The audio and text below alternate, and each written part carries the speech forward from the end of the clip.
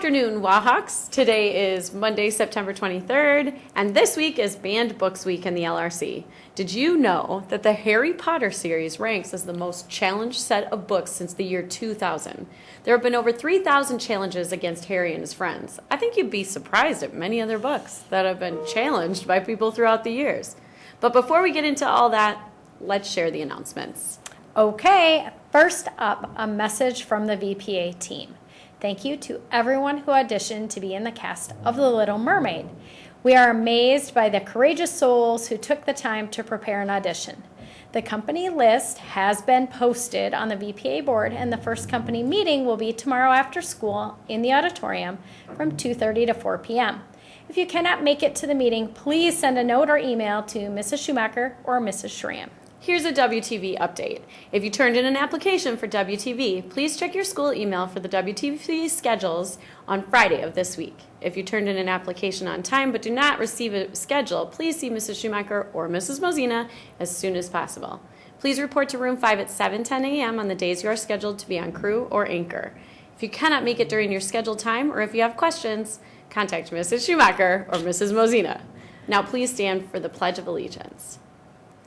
I pledge allegiance to the flag of the United States of America and to the republic for which it stands, one nation, under God, indivisible, with liberty and justice for all. Check out the board outside of the principal's office for some exciting LEAP programs. You won't want to miss rock climbing coming up tomorrow or on Wednesday. The folks from Creative Adventure Lab will help you test your skills with several climbs over the course of the trip. And earring making is tomorrow too, so sign up today. As Wahawks, we have a responsibility to be a good community member and take care of each other, our learning environment, and our school property. This is particularly important in the cafeteria. Please be sure to be aware when dumping your trays that you do not throw out your silverware or plates.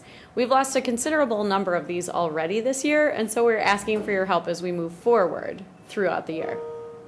I consider my use of silverware instead of plastic to be a privilege, and I don't want that privilege taken away.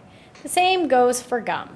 A few years ago, students were not allowed to chew gum, and the student council worked very hard to convince the administration that the student body could handle chewing gum. Lately, gum has been found on the floors, under the serving line in the cafeteria, and on lunch trays.